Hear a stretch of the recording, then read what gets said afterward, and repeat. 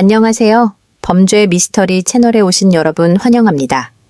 오늘 우리가 다룰 이야기는 단순히 한 개인의 일탈을 넘어 2018년 대한민국 경기도를 충격과 공포로 몰아넣었던, 그리고 지금까지도 많은 이들의 기억 속에 끔찍한 잔상으로 남아있는 사건입니다. 이 사건은 평범해 보이는 일상 뒤에 숨겨진 인간의 탐욕과 광기가 어디까지 갈 수 있는지를 보여주는 잔혹한 사례로 기록되었습니다. 사건의 시작은 경기도의 어느 조용한 외곽마을, 수제 소시지로 입소문이 나기 시작한 한 작은 정육 식당에서 비롯되었습니다. 현장은 그야말로 참혹했습니다. 경찰이 그곳의 문을 열었을 때 코를 찌르는 비릿한 냄새와 함께 바닥을 가득 채운 정체 모를 흔적들은 베테랑 형사들조차 할 말을 잃게 만들었습니다. 주방 안쪽 가장 깊숙한 곳에 놓인 대형 분쇄기에서는 아직도 기계음이 들리는 듯했고, 선반 위에는 정갈하게 포장된 소시지들이 손님을 기다리듯 놓여 있었습니다. 하지만 그 소시지 안에 담긴 진실을 알게 된 순간 현장에 있던 모든 이들은 구역질을 참을 수 없었습니다. 도대체 누가, 왜 이런 끔찍한 일을 저지른 것일까요? 단순히 돈 때문이었을까요? 아니면 우리 사회가 만들어낸 또 다른 괴물의 등장일까요? 사건의 중심에는 식당의 주인이자 메인 셰프였던 40대 남성 A씨가 있었습니다. 그는 마을에서 성실하고 솜씨 좋은 요리사로 알려져 있었습니다. 하지만 그 이면에는 감당할 수 없는 빚과 사업 실패에 대한 압박감이 또아리를 틀고 있었습니다. 그리고 그 압박감의 끝에서 희생된 사람은 다름 아닌 그를 믿고 따랐던 20대의 젊고 성실한 여직원 B씨였습니다. 꿈 많던 청춘이 왜 차가운 주방 바닥에서 생을 마감해야 했는지, 그리고 그 사체가 어떻게 식탁 위의 음식으로 변하게 되었는지, 우리는 이제 그 비극적인 전말을 하나씩 파헤쳐 보려 합니다. 대한민국 전체를 아연실색하게 만들었던 경기도 수제 소시지 살인사건. 이 이야기는 단순히 자극적인 범죄 이야기가 아닙니다. 무한 경쟁 시대의 압박, 인간 존엄성의 상실, 그리고 보이지 않는 곳에서 서서히 무너져 내린 한 인간의 정신세계를 들여다보는 과정이 될 것입니다. 지금부터 2018년 그 뜨거웠던 여름, 경기도의 한 식당에서 일어난 그날의 진실을 추적해 보겠습니다. 준비되셨다면 이 비극적인 이야기의 서막을 함께 열어보시죠. 여러분, 상상해 보십시오. 우리가 평소에 즐겨 먹던 음식이 사실은 누군가의 피와 눈물, 그리고 끔찍한 범죄의 결과물이었다면 어떨까요? 이 사건이 알려진 직후 경기도 일대는 물론 전국적으로 육가공 제품에 대한 공포가 확산되었습니다. 사람들은 내가 먹은 것이 정말 돼지고기였을까? 라는 의문을 던지며 밤잠을 설치기도 했습니다. 수수팀이 구성되고 현장 감식이 진행될수록 밝혀지는 사실들은 상상을 초월했습니다. 범인은 단순히 우발적으로 살인을 저지른 것이 아니었습니다. 그는 아주 치밀하게, 그리고 아주 차갑게 자신의 범행을 계획하고 실행에 옮겼습니다. 그렇다면 왜 하필 소시지였을까요? 그리고 왜 그는 자신을 돕던 직원을 범행 대상으로 삼았을까요? 이 질문들에 대한 답을 찾기 위해서는 사건이 발생하기 수주 전으로 거슬러 올라가야 합니다. 겉으로 보기에는 평화로웠던 그 식당의 주방 안에서 어떤 감정들이 소용돌이치고 있었는지, 그리고 셰프라는 가면 뒤에 숨겨진 A씨의 진짜 얼굴은 무엇이었는지 이제부터 하나씩 공개하겠습니다. 이 사건은 우리에게 묻고 있습니다. 인간이 악해질 수 있는 한계는 어디까지인가? 그리고 우리는 우리 주변의 평범한 이웃을 정말로 알고 있는가? 이 영상은 사건의 잔혹함에 집중하기보다 왜 이런 일이 일어날 수밖에 없었는지에 대한 구조적 원인과 범인의 심리를 깊이 있게 분석할 예정입니다. 끝까지 시청해 주시면 이 충격적인 사건이 남긴 사회적 메시지가 무엇인지 함께 고민해 보는 시간이 될 것입니다. 자, 그럼 2018년 경기도 그 광기의 현장으로 더 깊숙이 들어가 보겠습니다. 비극이 시작되기 약 2주 전 경기도 외곽에 위치한 A씨의 수제 소시지 가게는 겉으로 보기엔 평온한 일상을 유지하고 있었습니다. 하지만 그 평온함은 언제 깨질지 모르는 얇은 얼음판과 같았습니다. 2018년 당시 한국 사회는 이른바 자영업의 지옥이라 불릴 만큼 극심한 경기 침체와 과잉 경쟁에 시대적 몸살을 앓고 있었습니다. A씨 역시 그 거대한 파도에 휩쓸려 서서히 침몰해가던 중이었습니다. 그는 수년간 공들여 배운 기술로 자신만의 브랜드를 만들겠다는 야심찬 꿈을 품고 가게를 열었지만 현실은 냉혹했습니다. 대형 프랜차이즈의 공세와 치솟는 임대료, 그리고 원재료 값의 상승은 그의 숨통을 조여왔습니다. 에이스 씨의 하루는 새벽 시장에서 시작해 늦은 밤까지 이어졌지만 통장에 남는 것은 마이너스 장어뿐이었습니다. 그는 이미 여러 금융권에서 받은 대출 이자를 갚기 위해 사채에까지 손을 댄 상태였습니다. 매일 아침 가게의 문을 열 때마다 들려오는 독촉 전화 소리는 그를 미치게 만들었습니다. 주변 상인들은 그를 성실한 사장님으로 기억했지만 사실 그의 내면은 이미 검게 타들어가고 있었습니다. 한국 사회 특유의 체면 문화 때문에 그는 자신의 실패를 주변에 알리지 못했고 그 수치심은 곧 분노와 왜곡된 집착으로 변질되었습니다. 왜 나만 이렇게 힘들어야 하지? 왜 내 정성은 알아주지 않는 거야? 라는 피해망상이 그의 머릿속을 지배하기 시작했습니다. 이 시기, 식당의 유일한 직원이었던 B씨와의 관계도 급격히 악화되었습니다. B씨는 어려운 형편 속에서도 웃음을 잃지 않고 성실히 일하는 청년이었지만 A씨에게는 그녀의 존재가 점차 부담으로 다가왔습니다. 이미 3개월치 월급이 밀려있는 상태에서 B씨가 조심스럽게 밀린 임금에 대해 이야기를 꺼낼 때마다 A씨는 그것을 자신에 대한 공격이나 무시로 받아들였습니다. 그는 속으로 생각했습니다. 내가 이렇게 죽도록 고생하는데 겨우 월급 몇 푼 때문에 나를 압박해? 라는 비상식적인 사고가 싹을 틔운 것입니다. 돈이 없다는 사실이 주는 비참함은 한 인간의 이성을 마비시켰고 그는 자신의 무능력을 감추기 위해 오히려 B씨에게 더 엄격하고 신경질적으로 굴기 시작했습니다. 주변 이웃들의 증언에 따르면 사건 발생 일주일 전부터 가게의 분위기는 눈에 띄게 무거워졌다고 합니다. 평소 손님들에게 친절하던 A씨는 부쩍 말수가 적어졌고 가끔 주방 안에서 물건을 집어던지는 소리가 밖으로 새어나오기도 했습니다. 그가 만드는 소시지의 맛도 변해가고 있었습니다. 비용 절감을 위해 저가 재료를 섞어보기도 했지만 매출은 오히려 떨어졌고 손님들의 발길은 끊겼습니다.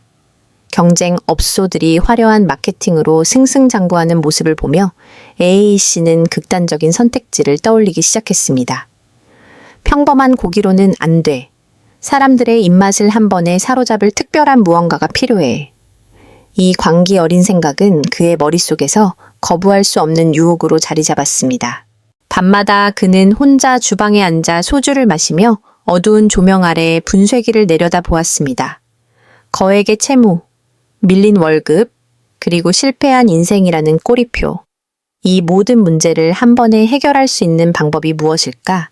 고민하던 그의 시선은 가게 구석에서 정산 장부를 정리하던 B씨에게 멈추곤 했습니다.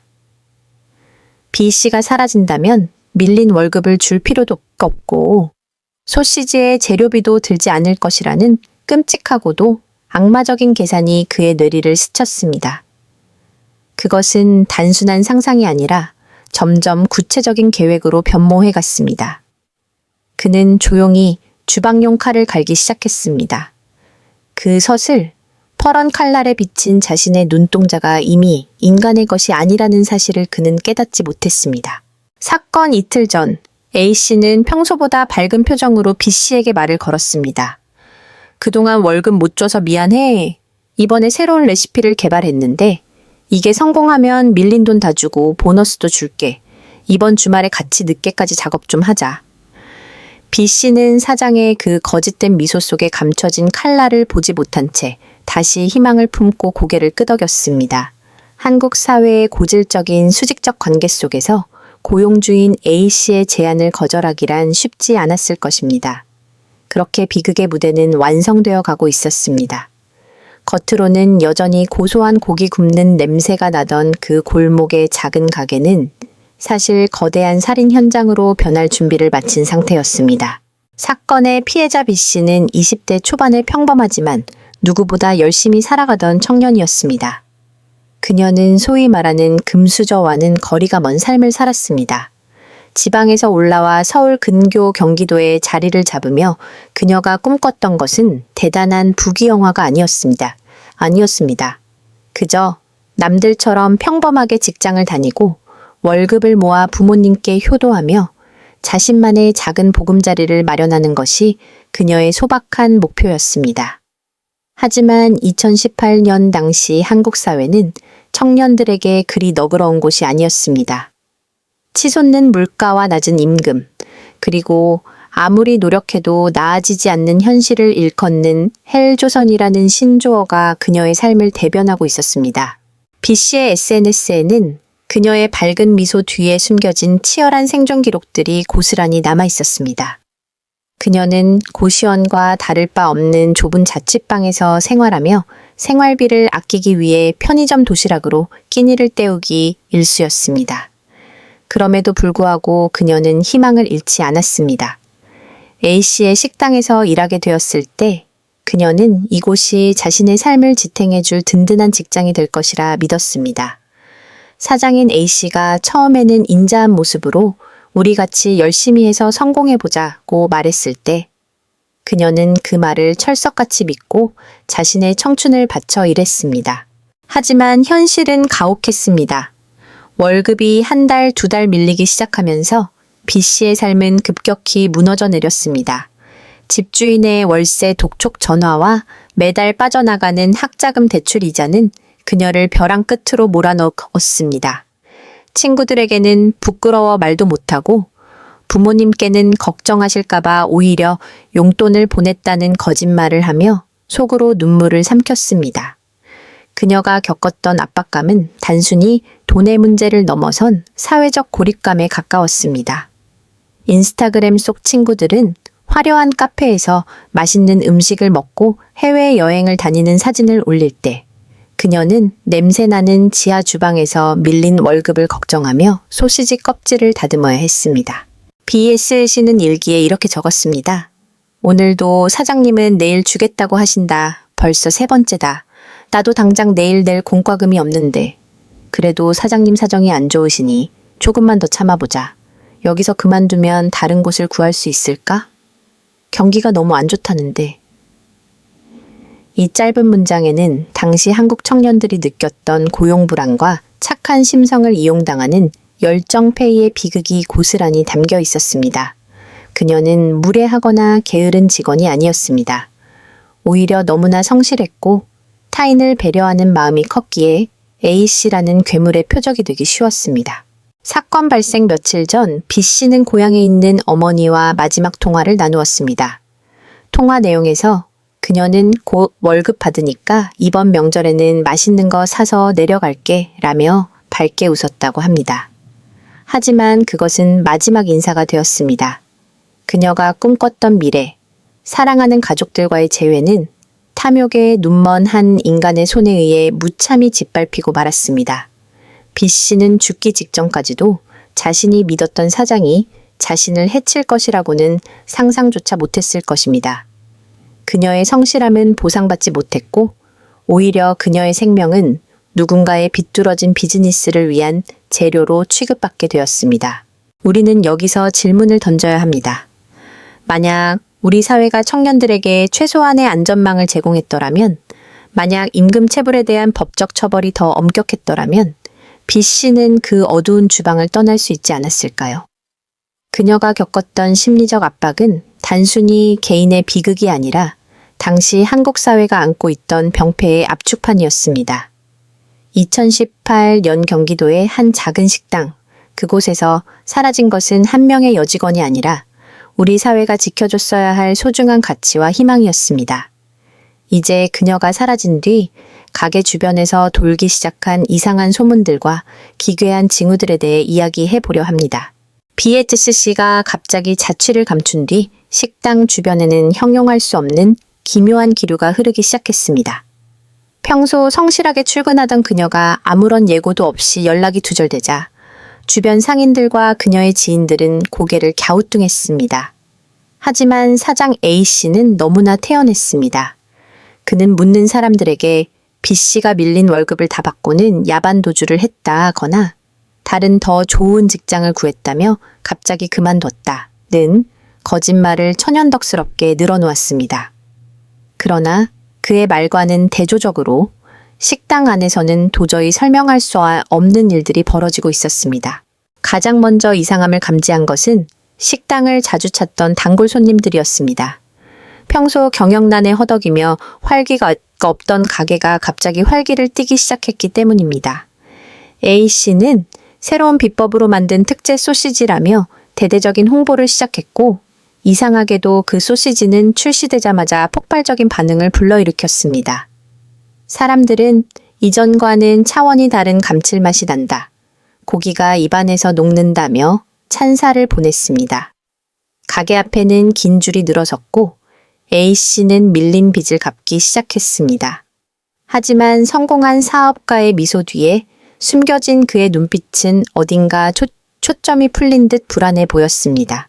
어느 날 밤 식당 근처를 지나던 이웃 주민은 주방 쪽에서 들려오는 기괴한 기계 소리에 발걸음을 멈췄습니다. 보통의 정육점이나 식당에서 들리는 소리와는 달랐습니다. 둔탁하게 무언가를 내리치는 소리와 함께 거대한 분쇄기가 비명을 지르듯 돌아가는 소리가 새벽 내내 이어졌습니다. 더욱이 주방 환풍기를 통해 흘러나오는 냄새는 식욕을 자극하는 고기 냄새라기보다 무언가 타는 듯하면서도 비릿한 생전 처음 맡아보는 역한 악취가 섞여 있었습니다. 주민들은 그저 새 메뉴를 개발하느라 사장님이 고생이 많네 라고 생각하며 넘겼지만 그것은 죽음의 전조였습니다. 이 시기 B씨의 개인 SNS에는 기이한 게시물이 올라오기 시작했습니다. 그녀를 걱정하는 친구들의 메시지에는 대답이 없으면서도 그녀의 계정에는 정체를 알 수 없는 풍경 사진이나 짧은 문구들이 간헐적으로 업로드되었습니다. 마치 나는 잘 지내고 있으니 찾지 마라는 무언의 메시지를 보내는 듯했습니다.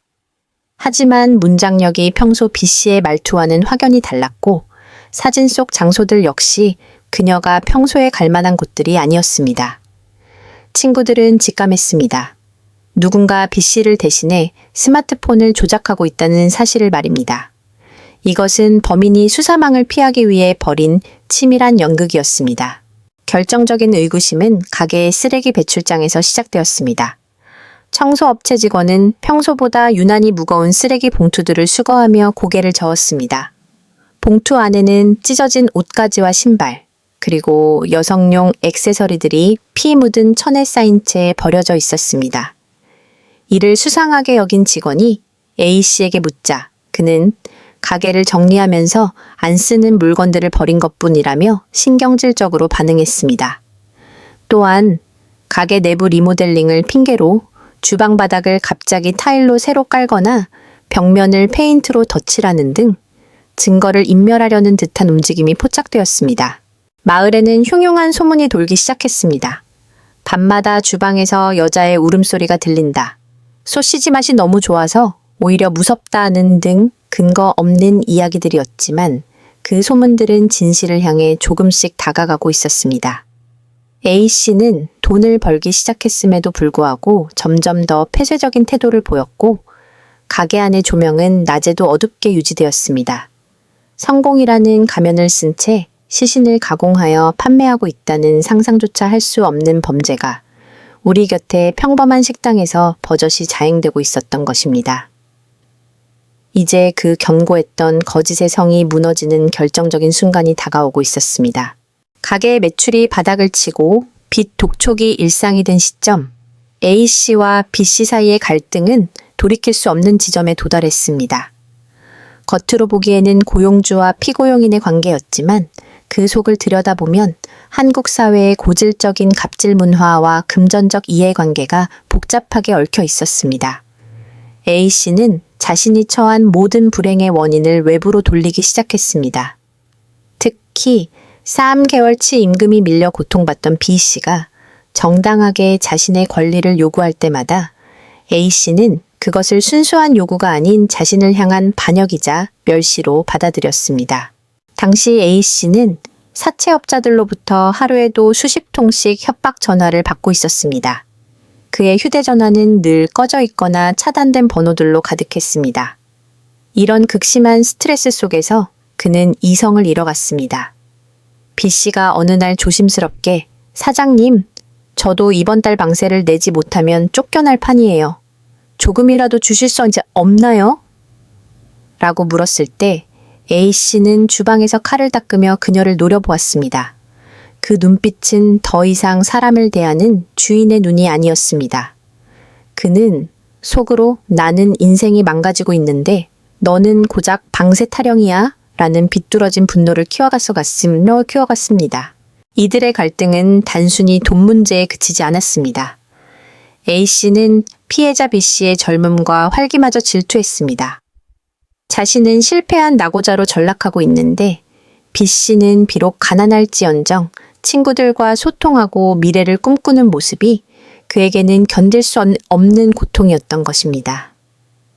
그는 B씨의 SNS를 몰래 훔쳐보며 그녀가 즐거워하는 사진을 볼 때마다 내가 준 돈으로 저렇게 웃고 있는 건가? 라는 망상에 빠졌습니다. 사실 그 돈은 주지도 않았으면서 말입니다. 피해 망상은 곧 가학적인 집착으로 변했습니다. 결정적인 사건은 범행 며칠 전 발생했습니다. B씨가 노동청에 신고하겠다는 의사를 넌지시 비친 것입니다. 그녀로서도 생존을 위한 마지막 선택이었지만 범죄의 길로 들어서려던 A씨에게는 그것이 방아쇠가 되었습니다. A씨는 생각했습니다. 신고를 당하면 가게 문을 닫아야 하고 그러면 내 인생은 정말 끝이다. 하지만 만약 그 직원이 사라진다면 월급을 줄 필요도 없고 신고할 사람도 없어진다. 이 끔찍한 논리는 점차 그에게 합리적인 해결책처럼 보이기 시작했습니다. 그는 평소 경쟁 업체들이 사용하는 최고급 고기 재료비를 계산해보며 절망했습니다. 도저히 그 가격을 맞출 수 없다는 결론에 도달하자 그의 머릿속에서는 악마의 속삭임이 들려왔습니다.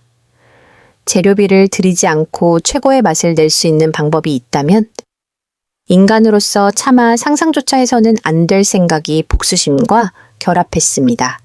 그는 B씨를 단순한 인간이 아닌 자신의 채무를 탕감해주고 사업을 일으켜 세울 도구로 보기 시작했습니다. 그는 밤늦게까지 주방에 남아 소시지 케이싱, 껍질과 향신료를 정리하며 범행 시나리오를 짰습니다. 어차피 연고도 없는 여자애다.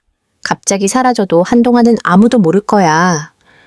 그는 B씨가 평소 좋아하던 간식에 수면제를 섞거나 퇴근 시간을 늦추기 위해 거짓 업무를 지시하는 등 치밀한 계획을 세웠습니다. 돈에 대한 집착이 인간성을 완전히 잡아먹은 순간이었습니다. 사회적으로 고립된 한 인간의 광기가 가장 가까운 곳에서 자신을 돕던 이웃을 향해 칼날을 겨누게 된 것입니다. 이제 그 잔혹한 계획이 실행되는 그날 밤의 이야기가 시작됩니다. 2018년에 어느 눅눅하고 어두웠던 밤, 경기도 외곽의 그 식당은 평소보다 늦게까지 불이 켜져 있었습니다. 마을 사람들은 그저 사장님이 신메뉴 개발에 열을 올리고 있다고 생각했습니다. 하지만 그 안에서는 한 인간의 생명이 꺼져가는 처절한 사투와 악마의 탄생이 동시에 일어나고 있었습니다. A씨는 계획대로 B씨에게 내일 아침 일찍 나갈 단체 주문이 들어왔다며 추가 수당을 약속하고 야근을 지시했습니다. 밀린 월급 때문에 절박했던 B씨는 사장의 그 거짓된 친절을 마지막 희망으로 믿고 지친 몸을 이끌고 주방으로 들어섰습니다. 주방의 차가운 금속 테이블 위에는 평소와 다름없는 도구들이 놓여 있었습니다. 하지만 그날따라 A씨의 행동은 기괴했습니다. 그는 평소 쓰지 않던 대형 분쇄기를 미리 점검하고 주방의 모든 창문을 신문지로 가리기 시작했습니다.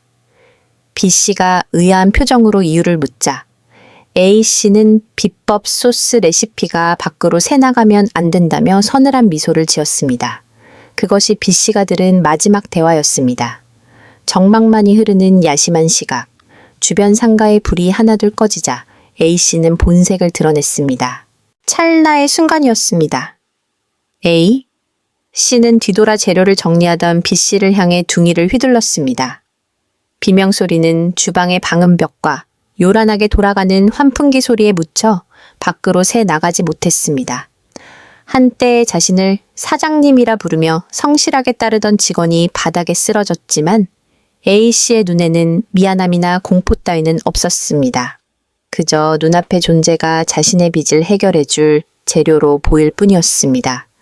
그는 곧바로 주방문을 걸어 잠그고 외부와의 접촉을 완벽히 차단했습니다. 그날 밤 식당 주방에서는 밤새도록 기계 소리가 멈추지 않았습니다. A씨는 인간으로서의 이성을 완전히 던져버린 채 작업을 시작했습니다. 그는 평소 소시지를 만들 때 쓰던 예리한 칼과 분쇄기를 이용해 범행 흔적을 지워나갔습니다. 사체를 처리하는 과정은 치밀하고도 잔혹했습니다. 그는 시신을 분리하고 뼈를 추려내며 그것을 고기 반죽과 섞어 소시지로 가공했습니다. 자신의 범죄를 은폐하는 동시에 그 결과물을 상품으로 팔아치우겠다는 엽기적인 발상을 실행에 옮긴 것입니다. 새벽 공기가 차갑게 내려앉을 무렵 주방 바닥은 소독약과 물로 깨끗이 씻겨 내려갔습니다. 방금 전까지 벌어졌던 참혹한 학살의 흔적은 교묘하게 감춰졌습니다. 대신 냉장고 안에는 선홍빛에 신선해 보이는 소시지들이 가득 채워졌습니다. A씨는 피로에 젖은 몸을 이끌고 주방 구석에서 담배를 피우며 완성된 제품들을 바라보았습니다. 그는 두려움 대신 묘한 성취감을 느꼈습니다. 이제 다 끝났다.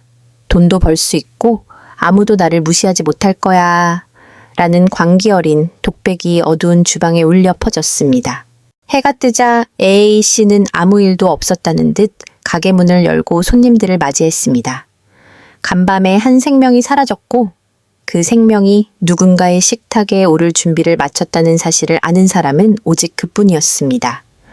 마을 사람들은 평소보다 조금 피곤해 보이는 사장의 얼굴을 보며 정말 열심히 사시는 분이라며 칭찬을 아끼지 않았습니다.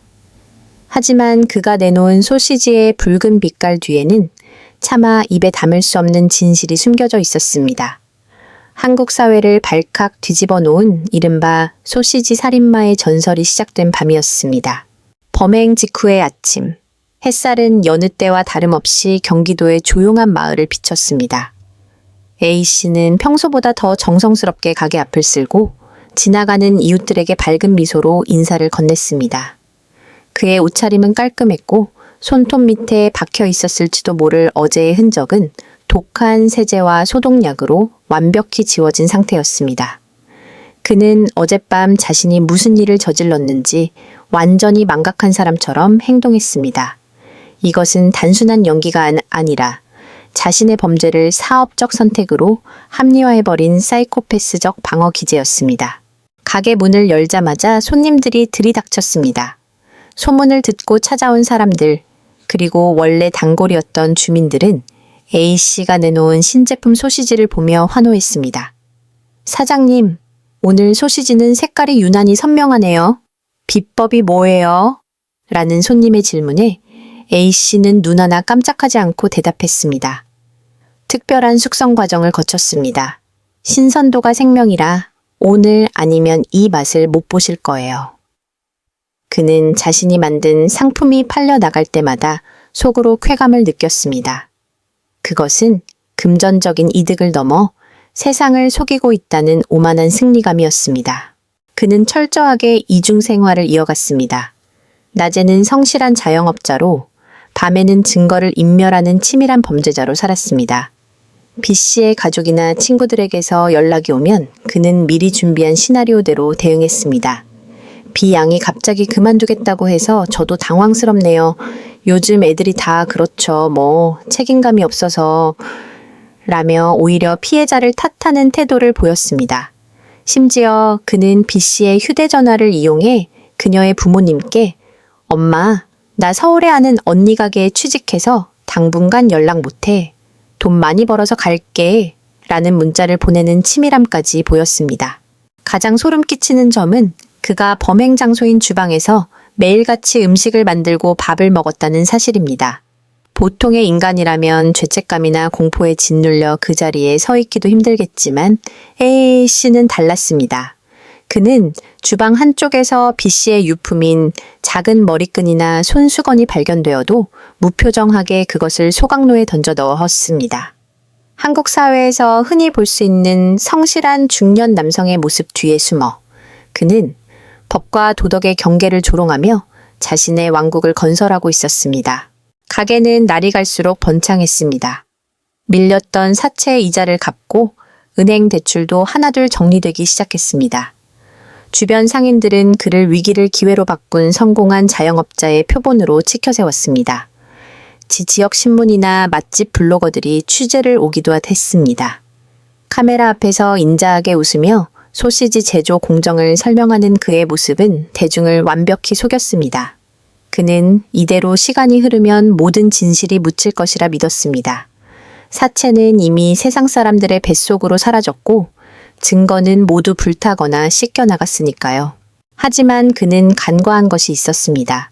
아무리 치밀한 계획이라도 진실의 조각은 예상치 못한 곳에서 드러나기 마련입니다. 그는 자신의 범행이 완전 범죄가 될 것이라 확신하며 점점 더 대담해졌고 그 오만함은 결국 그를 파멸로 이끄는 작은 틈새를 만들기 시작했습니다. 거울 속 자신의 모습을 보며 승리의 미소를 짓던 A씨. 그의 등 뒤로 보이지 않는 수사망이 서서히 좁혀오고 있다는 사실을 그는 꿈에도 모른 채 또 다른 재료를 고민하는 지경에 이르렀습니다. A씨의 가게가 유례없는 호황을 누리며 모든 것이 그의 시나리오대로 흘러가는 듯 보였을 때 보이지 않는 곳에서 균열은 시작되고 있었습니다. 범죄 심리학자들은 이 시기에 A씨를 신적 전능감에 사로잡힌 상태라고 분석합니다. 자신이 법과 윤리를 초월해 타인의 생명을 통제하고 심지어 그 흔적조차 완벽하게 지웠다는 착각이 그를 오만하게 만들었습니다. 하지만 인간의 뇌는 아무리 냉혹한 범죄자라도 무의식 중에 죄책감이나 불안을 드러내기 마련입니다. A씨는 점점 더 예민해졌고 사소한 자극에도 과도하게 반응하기 시작했습니다. 가장 먼저 나타난 증상은 결벽증에 가까운 청소 집착이었습니다. 그는 손님이 한 명만 지나가도 바닥을 독한 락스로 닦아내었고 주방 안에는 그 누구도 발을 들이지 못하게 했습니다. 심지어 함께 일하겠다는 아르바이트생들의 지원도 모두 거절했습니다. 비밀을 공유할 수 없다는 공포가 그를 스스로 고립시킨 것입니다. 또한 그는 매일 밤 악몽에 시달리기 시작했습니다. 꿈속에서 자신이 만든 소시지들이 살아 움직이며 자신의 목을 조르는 환각을 보기도 했습니다. 겉으로는 성공한 사업가의 미소를 지었지만 내면은 서서히 썩어 들어가고 있었습니다. 전문가들은 A씨가 범행 대상을 B씨로 정한 이유에 대해 가장 만만한 존재에 대한 분노의 투사라고 설명합니다. 그는 사회에서 받은 굴욕과 경제적 무능력에 대한 열등감을 자신보다 약한 위치에 있는 여직원에게 폭발시킨 것입니다. 그는 단순히 돈을 위해 살인한 것이 아니었습니다. B씨를 소모품으로 취급함으로써 자신이 사회적 강자가 된 것 같은 착각을 즐겼습니다. 이러한 심리 상태는 그를 점점 더 대담하고 잔인하게 만들었습니다. 그는 자신이 저지른 일을 범죄가 아닌 혁신적인 사업 아이템이라고 믿고 싶어 했습니다. 하지만 진실은 예상치 못한 곳에서 그 꼬리를 드러냈습니다. B씨의 실종이 장기화되자 그녀의 가족들은 A씨의 주장대로 딸이 단순히 돈을 들고 도망갔을 리 없다고 확신했습니다. B씨는 평소 책임감이 강했고 무엇보다 부모님과의 연락을 단 한 번도 걸은 적이 없는 효녀였기 때문입니다. 가족들은 경찰에 실종 신고를 접수했고 경찰의 초기 수사가 시작되자 A씨의 태도는 눈에 띄게 흔들렸습니다. 그는 경찰의 방문에 지나치게 방어적인 태도를 보였고 평소답지 않게 횡설수설하며 알리바이를 대려 노력했습니다. 수사팀은 A씨가 제출한 B씨의 퇴직 사유와 그녀의 평소 생활 패턴이 전혀 맞지 않는다는 점에 주목했습니다. 특히 B씨가 사라진 직후 가게의 소시지 판매량이 급증했다는 점과 가게 주변에서 나는 악취에 대한 주민들의 민원이 뒤늦게 수사선상에 올랐습니다. 경찰은 단순 가출이 아닌 강력 사건의 가능성을 열어두고 비밀리에 가게 주변의 CCTV를 분석하기 시작했습니다. 그 영상 속에는 B씨가 가게로 들어가는 모습은 있었지만 나오는 모습은 어디에도 없었습니다. A씨의 심리적 균열은 결정적인 실수로 이어졌습니다. 그는 B씨의 휴대전화를 처리하지 못하고 가게 깊숙한 곳에 보관하고 있었습니다. 가끔 그녀인 척 문자를 보내기 위해 가지고 있었던 것이지만 그것이 오히려 독이 되었습니다. 경찰은 기지국 추적을 통해 B씨의 휴대전화 신호가 마지막으로 잡힌 곳이 다름 아닌 A씨의 식당이라는 것을 밝혀냈습니다. 완벽하다고 믿었던 그의 소시지 왕국에 사법의 칼날이 겨눠지는 순간이었습니다. 괴물은 자신이 판 함정에 스스로 빠져들고 있었습니다. 경찰의 수사망이 좁혀오고 있다는 사실을 직감한 A씨는 극도로 불안해졌습니다. 그는 가게 문을 닫고 잠적할 계획을 세웠지만 이미 그의 식당 주변은 사복 형사들에 의해 완벽하게 포위된 상태였습니다. 결정적인 증거는 과학수사대의 끈질긴 추적 끝에 발견되었습니다. 경찰은 가게 앞 하수구와 연결된 정화조에서 사람의 조직으로 의심되는 미세한 유해 성분을 검출해냈습니다. 아무리 락스로 씻어내고 페인트를 덧칠해도 현대 과학 수사의 예리한 눈을 완전히 피할 수는 없었습니다. 2018년 어느 이른 아침, 경찰은 전격적인 압수수색 영장을 집행하며 식당을 급습했습니다. 주방 문을 박차고 들어간 형사들의 눈앞에 펼쳐진 광경은 상상을 초월했습니다. 겉으로 보기엔 평범하고 청결해 보였던 주방이었지만 루미놀 검사, 혈흔 반응 검사를 실시하자 주방 전체가 푸른색 형광빛으로 물들기 시작했습니다. 바닥, 벽면, 그리고 결정적으로 소시지를 만들던 대형 분쇄기 안쪽까지 피해자 B씨가 흘린 눈물과 피해 흔적이 고스란히 드러난 것입니다. 현장에 있던 베테랑 수사관들조차 그 섬뜩한 빛을 보며 몸서리쳤습니다. 당시 A씨는 주방 구석에서 멍한 눈으로 경찰을 바라보고 있었습니다. 그는 저항할 기력조차 잃은 듯했습니다. 수사팀이 냉장고 속에 보관되어 있던 소시지 묶음들을 압수하려 하자 A씨는 갑자기 광기 어린 웃음을 터뜨리며 이렇게 중얼거렸습니다. 이미 다 먹어치웠는데 이제 와서 뭘 찾으려는 거야. 이 한마디는 현장을 순식간에 얼어붙게 만들었습니다. 그가 만든 소시지에 사람의 신체 일부가 섞여 있었다는 사실이 범인의 입을 통해 직접 확인되는 순간이었습니다. 경찰 조사 결과 A씨의 범행 수법은 인간의 상식을 벗어난 것이었습니다. 그는 시신을 훼손한 뒤 뼈는 따로 추려내어 산속에 유기하거나 소각했고 나머지 부분은 향신료와 돼지고기를 대량으로 섞어 소시지로 가공했습니다. 그가 왜 그렇게 가게 청소에 집착했는지, 왜 밤마다 기계를 돌렸는지에 대한 모든 의문이 풀렸습니다. 더욱 충격적인 것은 그가 체포되기 직전까지도 남은 소시지를 시장에 유통하려 했다는 점이었습니다. 돈과 생존에 눈먼 한 인간이 어디까지 타락할 수 있는지를 보여주는 극치였습니다. A 제시의 집과 비밀창고에서는 피해자 B씨의 유품들이 쏟아져 나왔습니다. 그녀가 그토록 소중히 여겼던 가족사진, 첫 월급을 타면 부모님께 드리려 했던 내복, 그리고 꿈을 기록했던 일기장까지. 범인은 이 모든 것을 쓰레기처럼 취급하며 자신의 범죄를 즐기고 있었습니다. 범행 동기를 묻는 수사관의 질문에 그는 그저 살고 싶었을 뿐이다. 돈이 필요했고 방해되는 것들을 치웠을 뿐이다. 라는 뻔뻔한 답변을 내놓았습니다. 타인의 생명을 자신의 생존을 위한 재료로 생각한 그의 사고방식은 대한민국 전역을 분노로 끌어오르게 했습니다. 언론을 통해 이 사건이 보도되자 대한민국은 충격에 휩싸였습니다. 단순히 살인 사건을 넘어 인간이 음식을 매개로 저지를 수 있는 가장 엽기적인 범죄였기 때문입니다. 해당 식당에서 소시지를 구매했던 손님들은 극심한 정신적 트라우마에 시달리며 병원을 찾았고 경기 지역의 식당계는 한동안 육류 기피 현상이 일어날 정도로 그 파장은 컸습니다. 이제 이 괴물 같은 남자가 법의 심판대 앞에서 어떤 대가를 치르게 될지 그리고 이 사건이 우리 사회에 남긴 깊은 흉터는 무엇인지 마지막 이야기를 향해 갑니다. 전 국민을 경악게 했던 경기도 소시지 살인사건의 범인 A씨는 결국 법정의 심판대 위에 섰습니다. 재판 과정에서 드러난 그의 태도는 끝까지 뻔뻔함 그 자체였습니다. 그는 심신미약과 경제적 압박에 의한 우발적 범행을 주장하며 감형을 시도했지만 재판부는 이를 단호히 거절했습니다.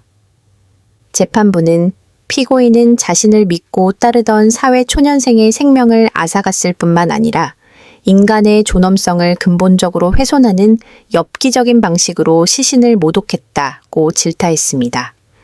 결국 A씨에게는 무기징역이라는 엄중한 처벌이 내려졌고 그는 평생 차가운 창살 안에서 자신의 죄를 마주하게 되었습니다. 이 사건은 2018년 당시 한국 사회에 커다란 충격과 함께 여러 숙제를 남겼습니다. 가장 먼저 대두된 것은 자영업자들의 극한 경쟁과 그로 인한 심리적 붕괴 문제였습니다. 비록 A씨의 범행은 정당화될 수 없는 악행이었지만 막다른 길에 내몰린 이들이 극단적인 선택이나 범죄로 빠지지 않도록 돕는 사회적 안전망이 얼마나 부실했는지를 보여주었습니다. 또한 고용주와 피고용인 사이의 불평등한 관계 속에서 발생하는 임금체불 문제가 어떻게 끔찍한 비극의 씨앗이 될 수 있는지도 여실히 증명되었습니다. 사건 이후 경기도 해당 지역의 상권은 한동안 침체기를 겪어야 했습니다. 하지만 사람들의 기억 속에서 더 오래 남은 것은 피해자 B씨에 대한 안타까움이었습니다. 그녀가 죽기 직전까지 고민했던 방세 걱정, 부모님을 향한 그리움, 그리고 헬조선이라 불리는 척박한 현실 속에서도 잃지 않았던 성실함은 많은 이들의 가슴을 아프게 했습니다.